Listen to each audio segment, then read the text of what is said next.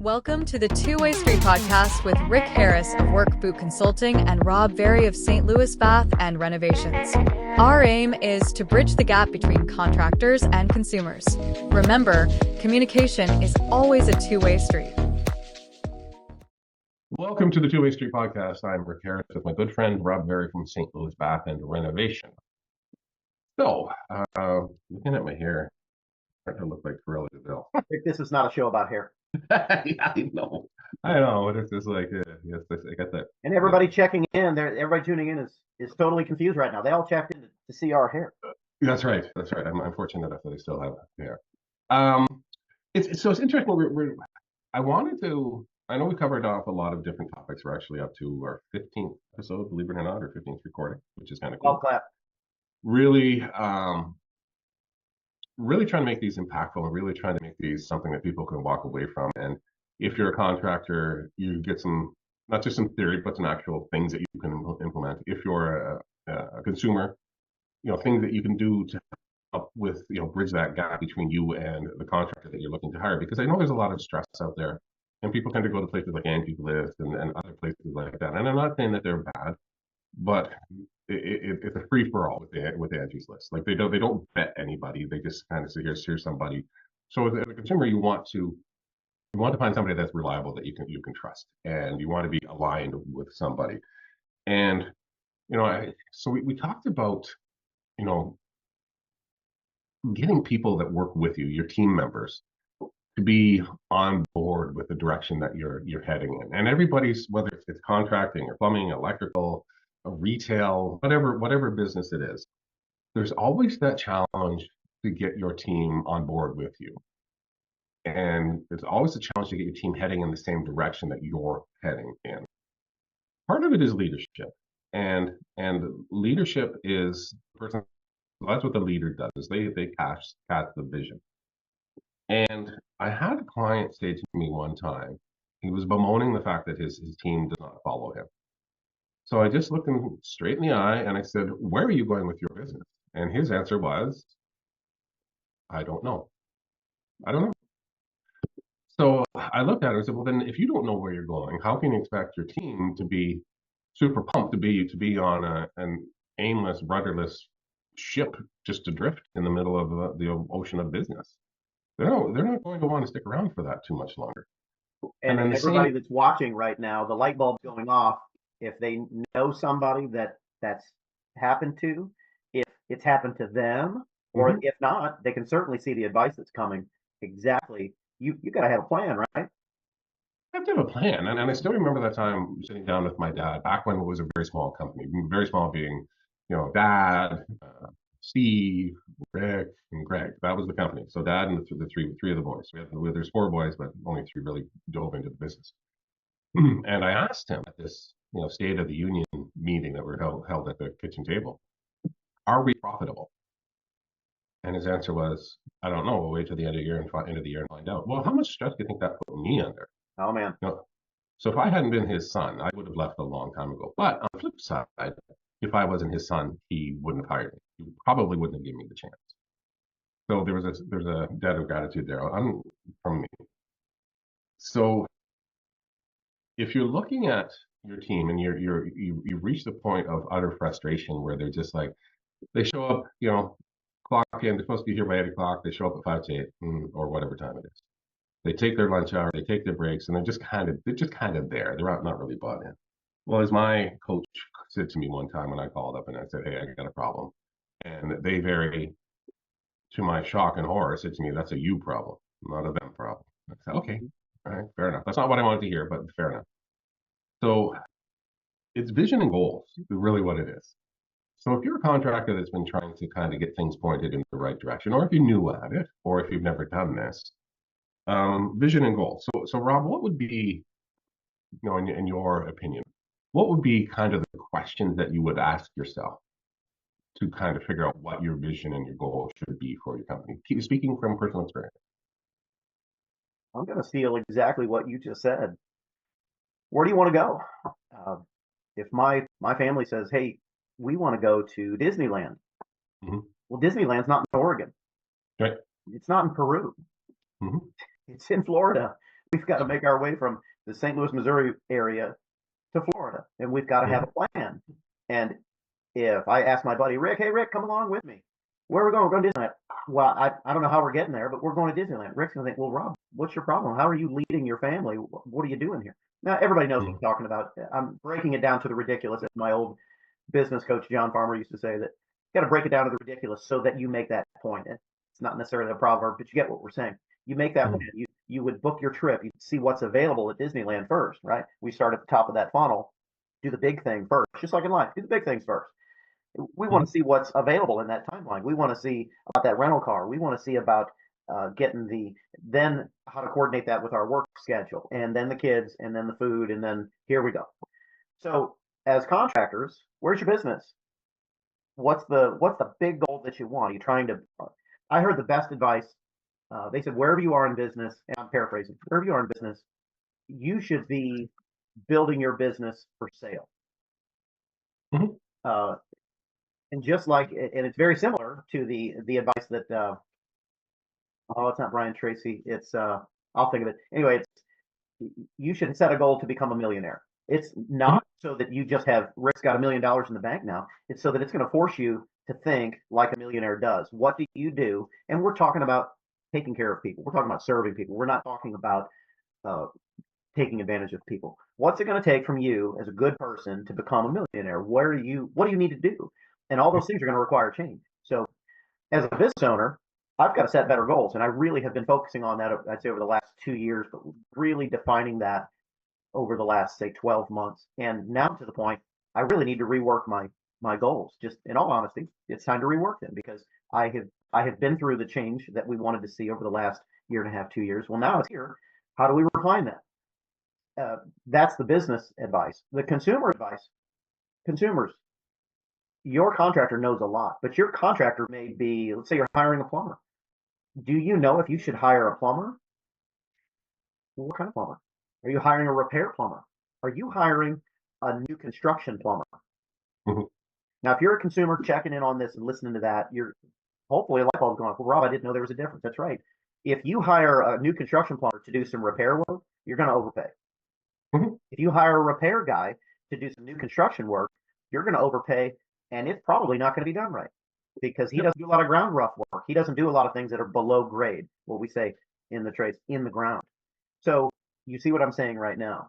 As a consumer, you've got to hire the right people. You've got to interview. Well, how do you do that? Rob, I don't know the answers to that. That's right, you don't. But you can define your plan. And I'm going to let Rick take it from here, because you've got to have a plan as a consumer. And I'm not preaching to you. You turn it off right now if you don't like this advice. But as a professional, man, I've been swinging a hammer since I was 13 years old, 39 years. I've hit my thumb way more times than you ever want to hit your thumb. And because you hired me to hit my thumb instead of your thumb, I can promise you I'm going to hit my thumb 1,000 times less than you will doing that job for the first time. So hire the right professional by having that plan. And Rick, take it from there. Why does that consumer need a plan? Well, you need the plan because you have to have a vision. So if you go to, I mean, there's a website that I always refer a lot of my clients to, and they've gotten websites, intake forms is what I'm talking about. So there's one intake form that I really love and always reference this to my clients. So this is how your intake form should look. It takes a fair amount of work to complete that intake form. And this guy is a high-end builder, renovator, puts on additions, that kind of thing. New builds, design build, the whole process. So when you go through it does the usual name, address, and then it keeps digging, keeps going further. And then it has a drop-down menu. Well, what is your budget? The budget starts at $100,000. So right then and there, you're kicking out people that are not going to waste their time. Every question has to be answered. Do you have a designer? Do you have plans? Do you have a start date? Do you have this? Submit your drawings here. All these other types of things. That's a lot of work to do. So they're very selective on who their clients are. With a consumer, you have to understand there were clients that I didn't ever want to talk to the point where it's just like, please just go away. Even existing clients, we would cut loose because they were just bad clients. And we had certain criteria. And we used to track our revenue. How much revenue Rick, are there's customers right now going, wait a minute, why would you not hire me? My money's green. So no? we should definitely get into that, but stay tuned. We will give you a couple of scenarios of consumers that we don't want as Oh common. yeah, nightmare clients. You know, we would put a DNR beside their name in the database. So if they ever call it, not a do not resuscitate, but a do not respond. So understand that there are people, contractors that are selective, and they should be. But there's also contractors out there that are not selective, that they will work for anybody, that they will do whatever is asked of them. And if you want further to your point about a service technician, whether it's plumbing, HVAC, you know, fiberglass repair, window repair, those types of service companies, roof, gutters, eavesdrop, you know, sockets, whatever it is, whatever you have in your home or your office that needs repaired, you want to get a specialist. We had a guy that he was an acrylic repair specialist. And you think, why would a plumber want to have an acrylic plumber come? Obvious reasons. Because this guy, stuff happens, you know, tile gets dropped on the tub, the shower, and this guy would come in and he would never even know it was there. He completely fixed it. So you want a specialist. And the same thing comes with your wanting to hire somebody to do work in your home. If you just want Joe Blow, and Joe Blow handyman, nothing wrong with handymen. I'm not saying that handymen are bad. There are good ones out there, or handy ladies or handy people. There's nothing wrong with that. But if you want something that is really critical to your home, like if they come in and the gate falls off, no big deal. No, that's no big deal. But if you want something where you need your water softener repaired, your water heater repaired, particularly if it's gas, you know, or some electrical work, you need a specialist. Your bathroom remodeled correctly?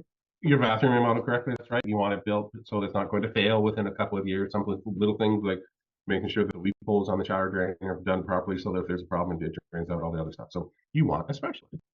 So be prepared that you're going to get companies, and the pricing could be wildly different all over the place.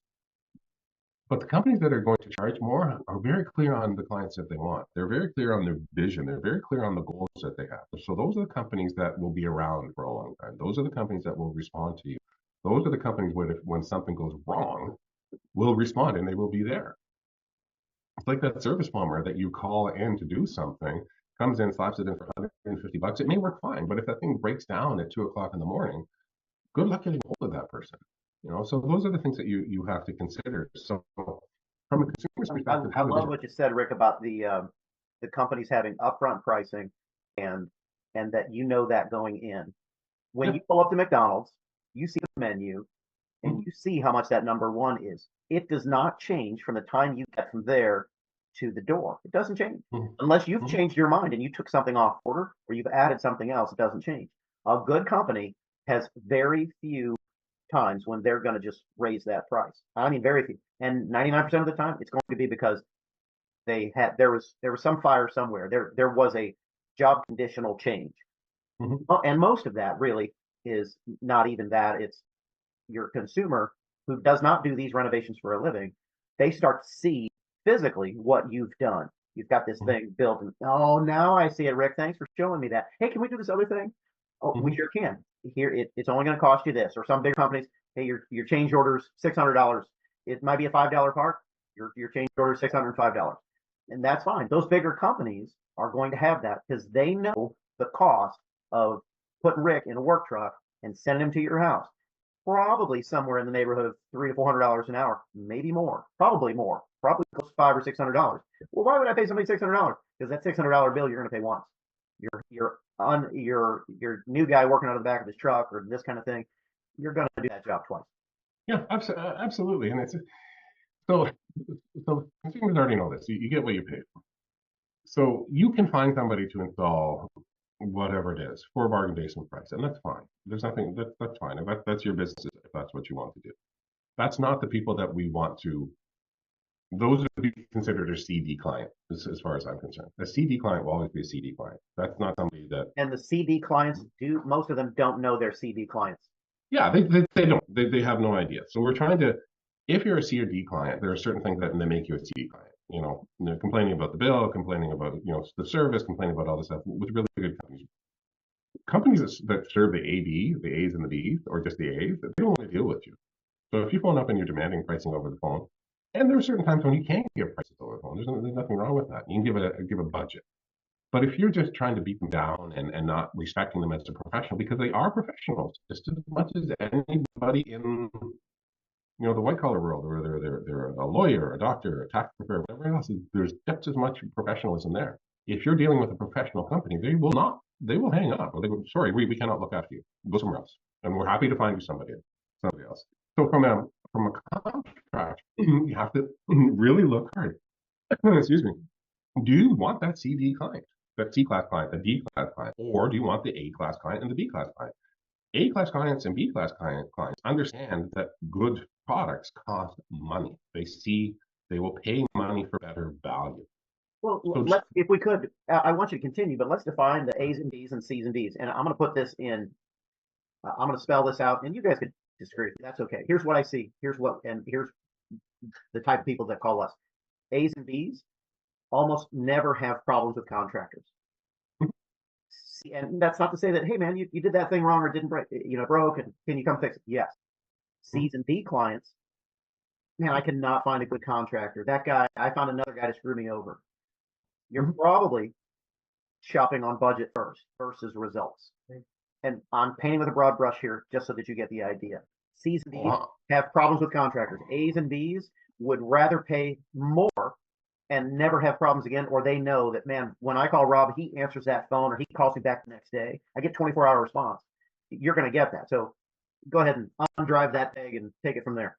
Well, those are great points. And this is where surface, if you don't know, if it's a brand new person reaching out to you, you don't know their experience. You don't know. Maybe they have had a string of bad luck with bad contractors. And it happens. It happens. Absolutely. It's like, so that's where you're knowing what your goal, what your vision is, and where you want to go will feed everything else that you want to do inside your business. So if somebody reaches out to you, and you should have an intake process, you should have a process that qualifies clients. And one of those questions will be, if somebody asks Joanne about getting work done, have you had any renovations done in the past? Have you ever used a trade purchase? Great question. And they could say yes or no. If the answer is yes, what was your experience? Oh, well, they're la, la, la, la. Okay, great. Now you understand. Because a lot of times, and this is where contractors get their back up. Because a consumer does it all the time. How much do you charge per hour? What is your hourly rate? Man, we don't charge per hour. Or sir, we don't charge per hour. And most companies don't charge per hour. They have a this is what it costs to get it done. Yeah, and then we don't firm price. A firm price. And a good contractor knows if that firm price is profitable or not. So that's a whole different story. However, you can't just throw that answer back. You have to put it into context. The reason that we don't charge per hour is because of that. This is why we charge per thing.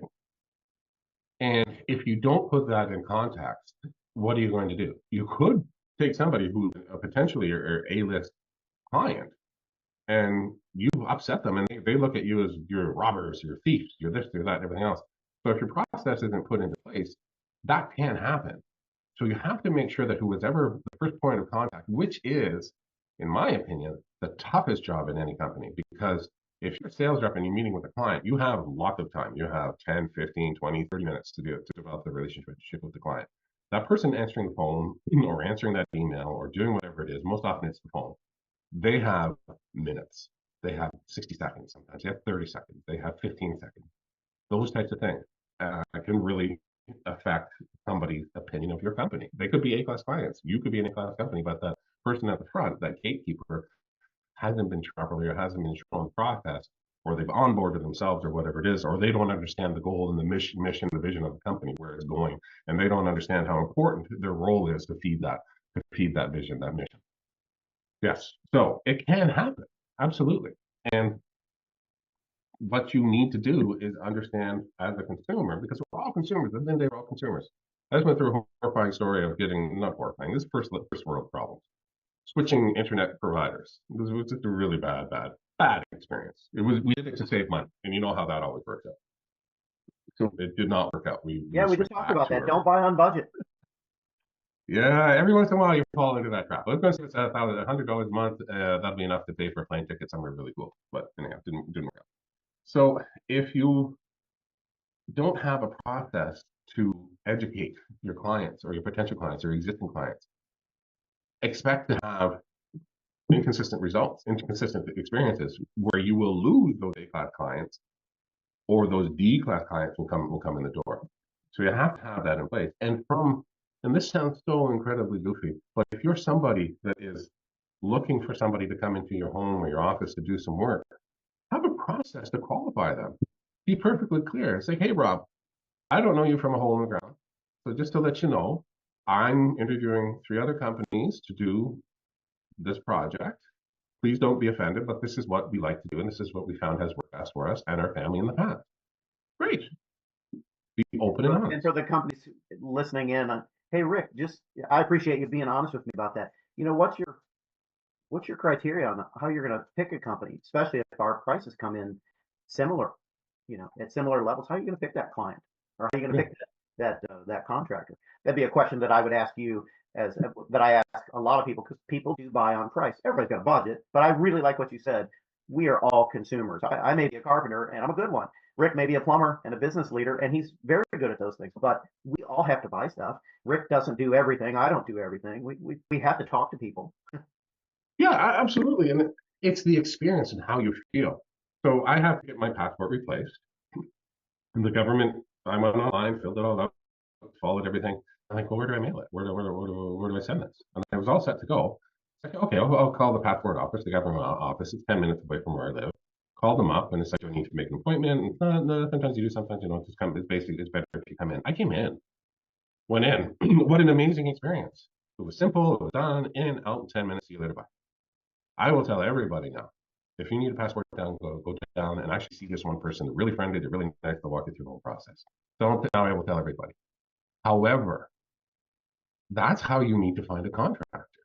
Ask around. Who have you dealt with? What was your experience?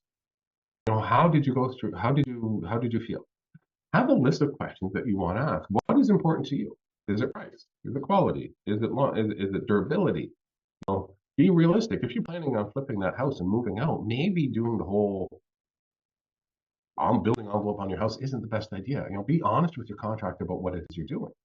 And Rob, if you get a call from a realtor or a real estate agent and they asking you for a price on a particular property, what is your first reaction? For a price on a particular property? Like to do a renovation. Hey, Rob, it's Joe Blow with Keller Williams, looking to get a price on a house that I have listed over on 123 Main Street. Can you swing over and give me a price on it? What is your Joe? That's no problem. We can definitely take care of you on that. Do you have the ability of sending us a few pictures over so we can get a better understanding if and how we're able to help you? Right. That's your process. That is how it should be. Always. Right. Just because you call a contractor, don't expect them to come out. A good contractor will ask for information. You'll have to do some work. You need to engage with them to prove that you're worthy of their time.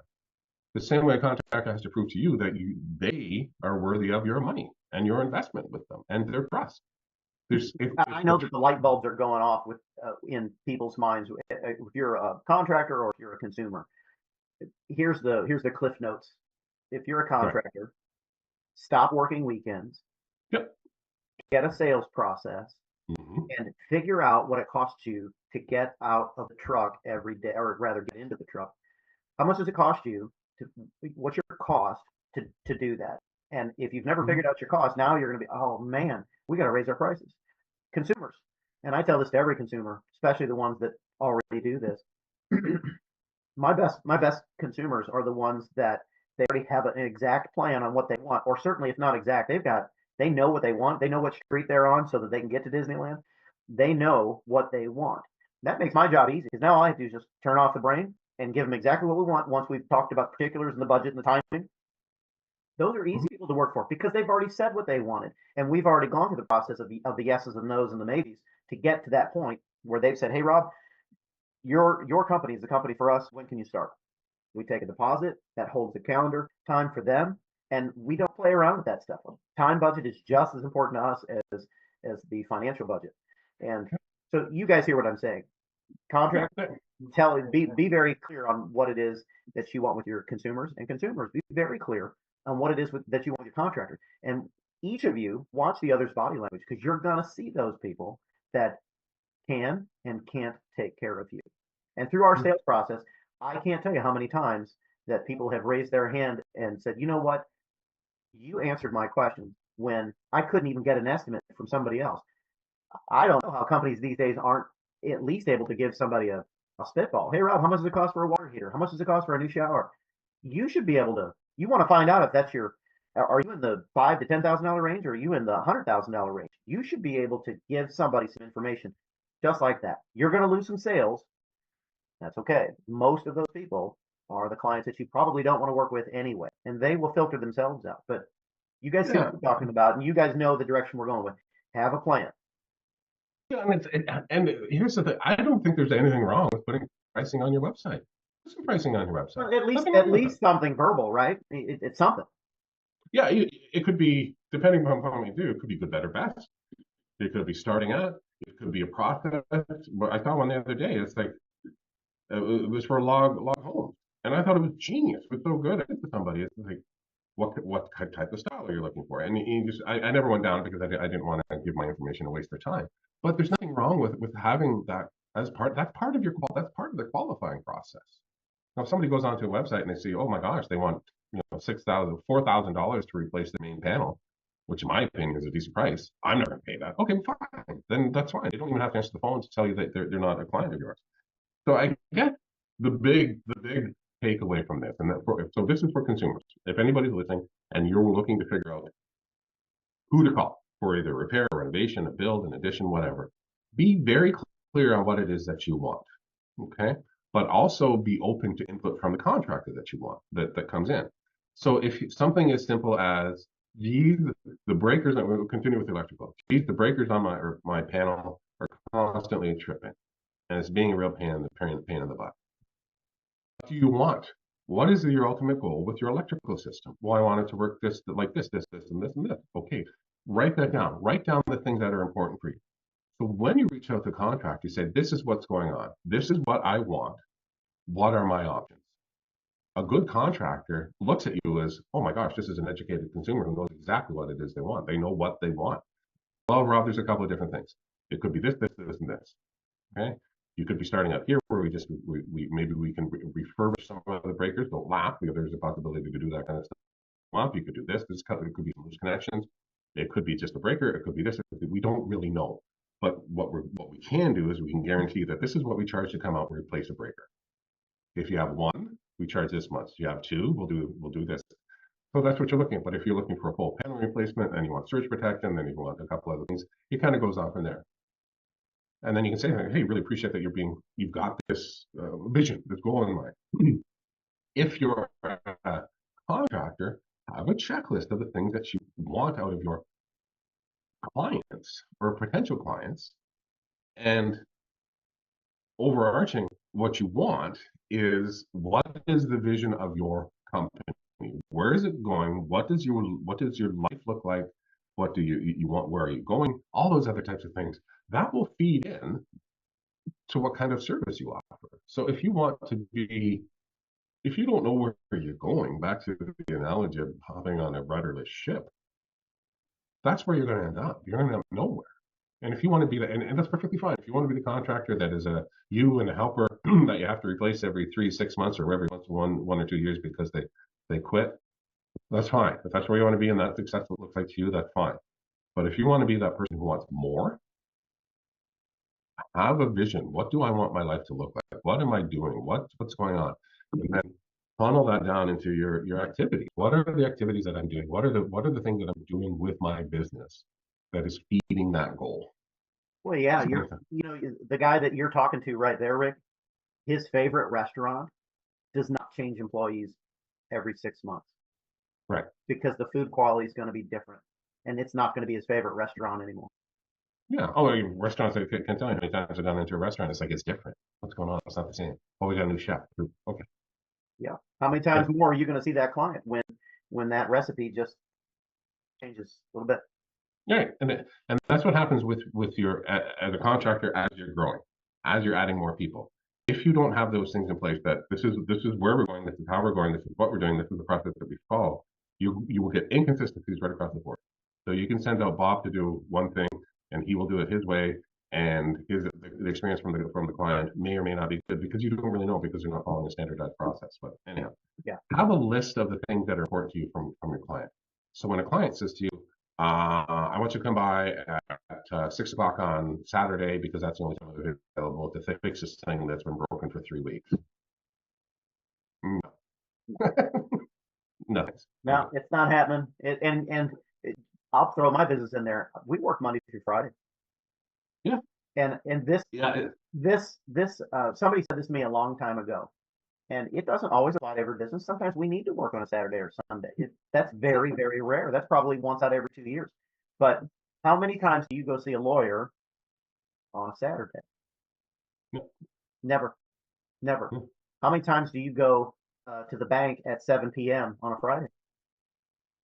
Not without an appointment, and you better have a big bag of money you're bringing in. You're not getting in. And No. that's not to say you got to have your nose in the air. That's to say you've got to have your priorities in order because we work to live.